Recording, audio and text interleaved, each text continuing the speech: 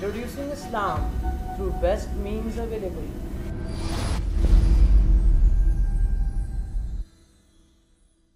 रब इश्रह ली सदरी वयस्सिर ली अमरी वहलुल उक़दतम मिन लिसानी यफ़क़हू क़ौली। जैसा कि आपने उन्वान सुना है, ये बहुत ही जीनियस शख्सियत इस दौर की गुज़री है। आपने जा बजा इसका मुताला भी किया होगा इनके ताल्लुक़ से। मैं क्योंकि वक्त बहुत कम है, 15 मिनट बहुत मुख्तसर है इनकी लाइफ के बारे में एक्सप्लेन करने के लिए, तो मैं अपने टॉपिक पे डायरेक्टली आ जाता हूँ कि इनके लाइफ के ताल्लुक़ से जो हम देखेंगे कि उनकी पैदाइश वगैरह के ताल्लुक़ से, फिर उस वक्त के जो हालात थे उस ताल्लुक़ से देखेंगे, और दैन फिर उसके बाद इनके करियर, जो एजुकेशन और इनका जो करियर रहा इनकी पूरी ज़िंदगी, उसके बाद जो उनकी ज़िंदगी चली है उसके ताल्लुक़ से हम बातें देखेंगे इंशाअल्लाह। तो इनकी पैदाइश के ताल्लुक़ से अगर देखें तो नजमुद्दीन अरबकान जो है 29 अक्टूबर 1926 में बहर अस्वद के किनारे एक सिंध करके एक कस्बा था, वहाँ पर जो पैदा हुए। और इनके ख़ानदान के ताल्लुक़ से अगर हम देखें तो उस वक्त जो थे तुर्की में जो है इनका ख़ानदान जो था बहुत ही मोअज़्ज़ज़ ख़ानदान कहलाया जाता था, और बहुत ही मोअज़्ज़ज़ ख़ानदान था। क्यों? इसलिए कि उस वक्त जो थे खिलाफत उस्मानिया का अहद चलता था, और उस वक्त जो थे शरई अदालतें चलती थी, और जो शरीयत के मुताबिक फ़ैसले हुआ करते थे। जो अदालतें जो चला करती थी उसमें जो है इनके ख़ानदान से जो है जजेस हुआ करते थे। और जो है ये जब खिलाफत उस्मानिया ख़त्म हुई तो आखिर जजों में से जो है इनके वालिद मोहतरम मोहम्मद साबरी गुज़रे हैं, और फिर उसके बाद जो है इसका सिलसिला ख़त्म हुआ, क्योंकि जो है उस्मानिया खिलाफत का दौर वहाँ पर ख़त्म हो जाता है। और उस वक्त के हालात पर अगर हम नज़र डालें तो ज़माना जो है आलम इस्लाम और बिलखुसूस जो है तुर्की के लिए बहुत ही अस्तराब का ज़माना था। 1924 में जो है उस्मानिया खिलाफत को ख़त्म किया, जो मुस्तफ़ा कमाल पाशा या कमाल अतातुर्क वगैरह का जो नाम आता है, उन्होंने जो इस सिस्टम को, जो इस्लामी शरीयत वहाँ पर नाफिज़ की, उसको ख़त्म किया। और फिर अगर वहाँ का देखें, वहाँ पर जो सेकुलर सिस्टम जो नाफिज़ किया, तो उस सेकुलर सिस्टम का बर्बरियत का ये आलम था कि 1924 में जितने भी गैर सरकारी तालीमी इदारे थे उसे मुकम्मल तौर पर जो है बंद किया गया, और उसे जो है मुकम्मल तौर पर जो है सरकारी इंस्टीट्यूट के तौर पर उसे चालू किया। हेड लॉ के ताल्लुक़ से अगर देखें 1925 की रूह यानी 1925 के कानून की रूह से देखें तो जो है अमामा और टोपी पहनना भी जो है जुर्म का हो गया था। और फिर उसके बाद जो है ममनुआ कपड़ों के कानून के ताल्लुक़ से भी अगर हम देखें 1934 के रूह से, तो उसे थोड़ी उस कानून को थोड़ी वसअत देकर जो भी मजहबी लिबास थे, मसलन हिजाब वगैरह जो थे, वो भी पहनना जो है उस वक्त जो है जुर्म था। और फिर उसके बाद जो है 1925 के एक कानून के रूह से ही कि मदारिस जो वहाँ पर चला करते थे, जो दीनी उलूम दरसगाहें जो चला करती थी, उसको भी सील किया गया, उसे भी बंद किया गया। और 1926 में जो है शरई कानून को बदलकर फौजदारी कानून और दीवानी कानून, सिविल कोड वगैरह को है वहाँ पर लागू किया गया।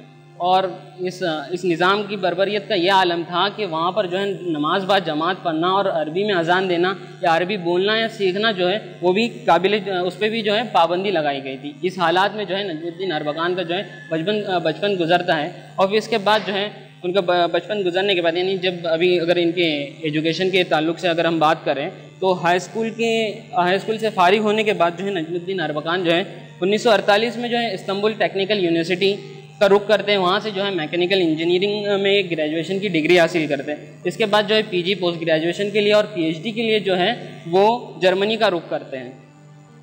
जर्मनी में जब वो क़याम पज़ीर थे तो उस वक्त जो उन्होंने यानी अपने स्ट्रीम का, जो अपने फील्ड का जो चीज़ था, एक डीजल मैकेनिक्स करके एक शोबा आता है इंजीनियरिंग के, इसमें उस शोबे में इन्होंने बहुत ही ज़्यादा काम किया और उसमें जो है बहुत ज़्यादा शोहरत हासिल की। और फिर 1960 में जो है वो अपने वतन वापस आए और अपना एक ज़ाती जो है मैकेनिकल वर्कशॉप का आगाज़ किया, यानी उन्होंने अपना खुद का बिज़नेस जो स्टार्ट किया, जिसका नाम जो है ऑटोमोबाइल कारखाना कोम्स मोटर्स वगैरह के नाम से जो जाना जाता था।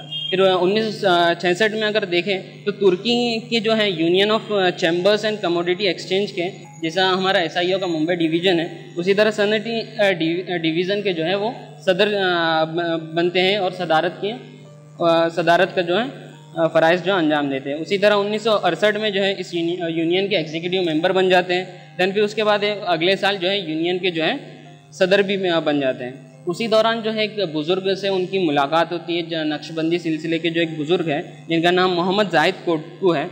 उन्होंने जो इनके जहन पे एक ऐसा गहरा असर छोड़ा कि उसके बाद जो है इनके दिमाग में इनका सिर्फ एम यही बना कि अहिया इस्लाम किसी तरह भी जो है तुर्की में जो है बंदों की गुलामी से निकाल कर एक अल्लाह रब्बुल वाहिद के कानून के तले लाना था। बस उनके जहन में सिर्फ यही चीज़ थी। इसी के ताल्लुक से जो है उन्होंने क्या किया, एक किताबशा जारी किया 1969 में, जिसे मिल्ली गुरिश यानी मैनिफेस्टो उन्होंने जारी किया। मिल्ली गुरिश यानी मिल्लत का विज़न उसमें उन्होंने रखा। इसमें जो है अरबकान ने, देखिए उस वक्त के हालात पे हमने अगर नज़र डालें तो उस वक्त जो है इस्लाम का नाम लेना भी काबिल जुर्म ही था। और इस वक्त ऐसे हालात में जो है नजमुद्दीन अरबकान जो है इस्लाम का नाम लिए बगैर जो है पूरे मिल्लत का विज़न जो है पेश करते हैं। इसमें उन्होंने कुछ ख़ास स्लोगन्स यूज़ किए, जैसे ईमान, तुर्कों को जो है गहरा ईमान रखना चाहिए।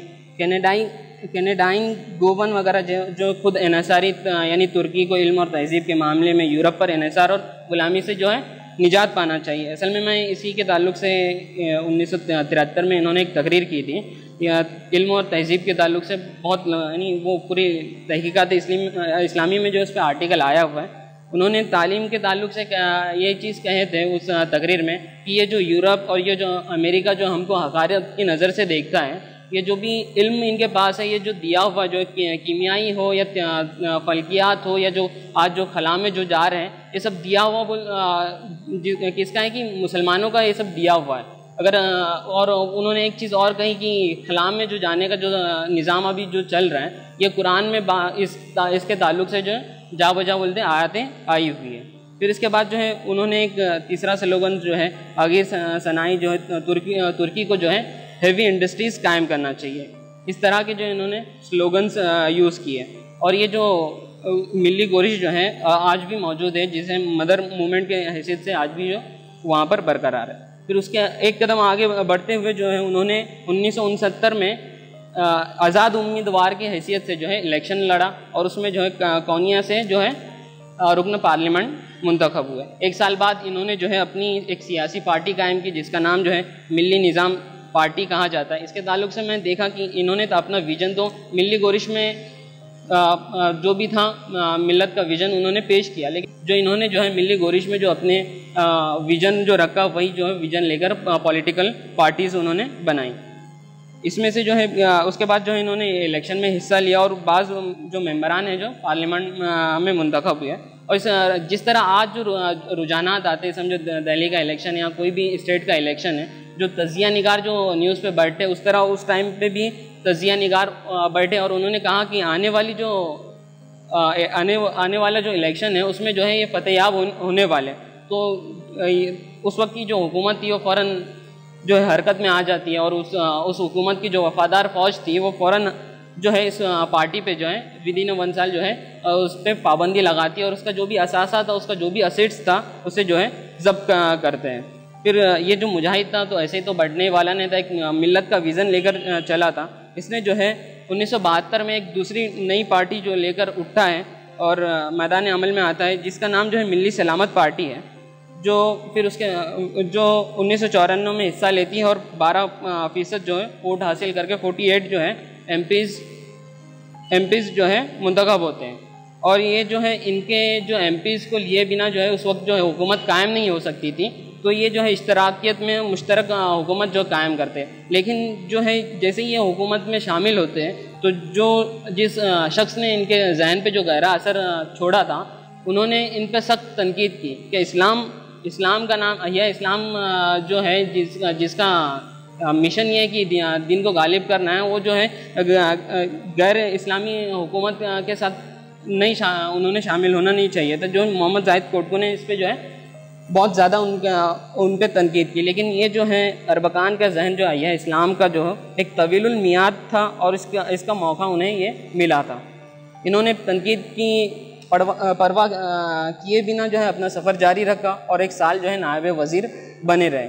1 साल की मुद्दत में इन्होंने जो 3 अहम काम किए कि जो इनका विज़न था इंडस्ट्रीज़ के ताल्लुक से, हेवी इंडस्ट्रीज़, उस विज़न को जो है रुबा अमल में लाते हैं। और आज भी वहाँ के जो मुखालफिन हैं वो ये कहते हैं कि आज जो तुर्की जो हेवी इंडस्ट्रीज़ में तरक्की कर रहा है ये जो है उस वक्त की पॉलिसी के इम्प्लीमेंट जो हुई थी उसका नतीजा है, जो नजमुद्दीन अरबकान ने जो इम्प्लीमेंट किए थे। फिर उसके बाद देखेंगे कि वहाँ पर जो है सेकुलर लॉबी का बहुत ज़्यादा असरात थे, तो उसे कम करने की कोशिश की। फिर उसके बाद इक्तिसादी जो है वो चीज़ उन्होंने एक ही की, एक यहाँ पर एक इकोनॉमिक्स इस्तिलाह है, एक टर्म्स है एनाटोलियन टाइगर्स जो है, यानी जो तुर्की के दही एशियाई इलाकों से जो गरीब तबकात के लोग जो ने जो इस पॉलिसी के तहत जो है बहुत तेज़ी से जो है तरक्की की, और जो है उसमें जो है तुर्की की मईशत पे भी उसकी वजह से असर हुआ।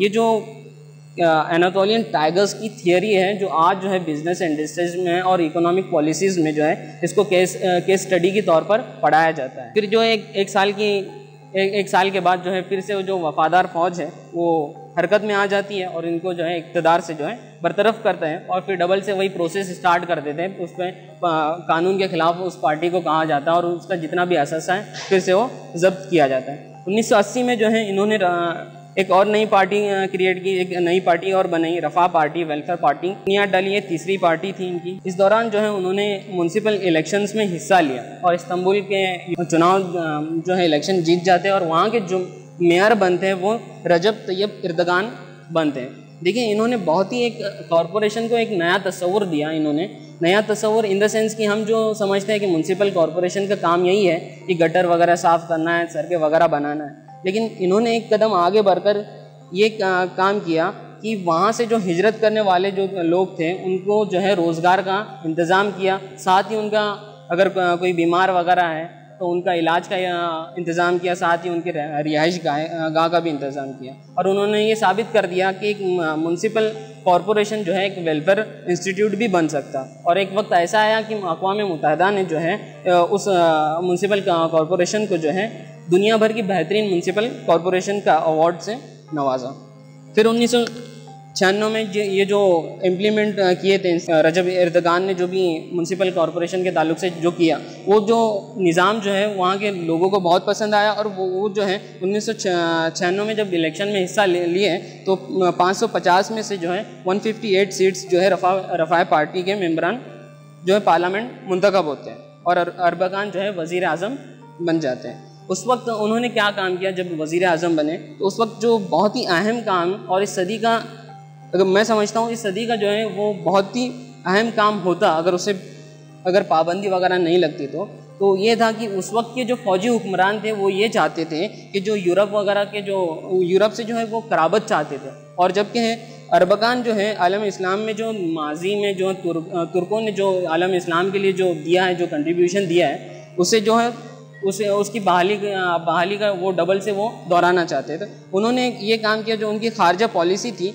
उसको एक नया मोड़ दिया, और 8 बड़े मुस्लिम ममालिक जो थे, जिसमें Iran, Malaysia, Pakistan, Bangladesh, Indonesia, Nigeria और मिस्र को लेकर D8 डेवलपिंग 8 कंट्रीज़ का जो है नाम से एक तंजीम की बुनियाद रखी। जिस तरह आज जो यूरोपियन यूनियन वगैरह चला करती है, उस तरह की एक मंडी बनाना चाहते थे। अगर उस पर पाबंदी ना लगती और ये अगर हो जाता 8 मुस्लिम ममालिक का जो है एक स्टेज पे आ जाना, इस सदी का जो है बहुत बड़ा वाक़या होता।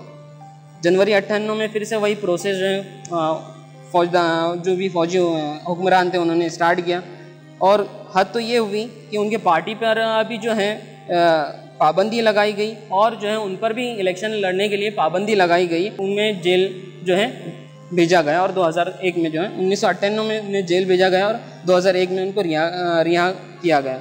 और फिर ये मुजाहिद जो है उठा और एक नई पार्टी बनाई फजीलत पार्टी के नाम से। फिर वही प्रोसेस हुआ, फिर वही उन पर पाबंदी लगी, और 2 साल के बाद जो है एक नई पार्टी जो है सआदत पार्टी, ये जो है उनकी 5वीं पार्टी जो है वो मंजर आम पे आती है, और जो आखिर तक के जो है वो इस पार्टी में रहते हैं।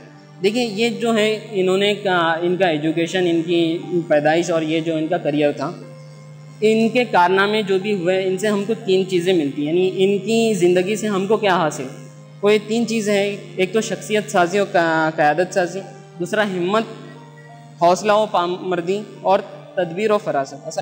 असल में शख्सियत साजी के ताल्लुक से रजब तैयब एर्दोगान जो है आज भी जो है आलम इस्लाम के बोले जाए तो बहुत बड़े रहनुमा जो गुज़रे हैं।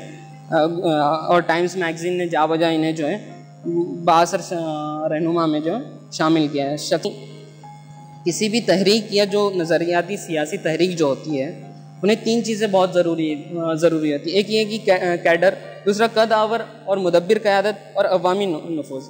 कैडर यानी वो जो भी तंजीम के जो कैडर है वो वाबस्तागान तंजीम जो है अपने तंजीम के लिए यानी सब कुछ कर गुजरने का जो है जज्बा रखते हो। कद आवर और मुदब्बिर क़यादत के ताल्लुक से कि अपने कैडर की जो क़ुव्वतें हैं उनको जो है उनकी तवानाई का सही इस्तेमाल करके उनको हालात के हिसाब से जो है नई राहें दिखाना है। फिर अवामी नफूज़ के ताल्लुक से यानी कि जो तंजीमें होती है कहीं कामयाब रहती है और कहीं नाकामयाब रहती है। एक ये कुछ चीज़ें थी कि रखना था और भी हौसला हिम्मत और पावर थी, लेकिन टाइम कम है तो मैं अपनी बात को यहीं पे ख़त्म करता हूँ। एक चीज़ जो है कि इनका जो इंतकाल जो है 27 फरवरी 2011 को अरबकान ने दही अजल को लब्बैक कहा। अल्लाह अरबकान की कब्र को नूर से भर दे और उनकी लफ्ज़िशों को दरगुजर फरमाए और हम सब को उनकी तमाम अच्छी बातों की इत्तबा की तौफ़ीक़ अता फरमाए। आमीन। आखिर दावन अल्हम्दुलिल्लाह रब्बिल आलमीन।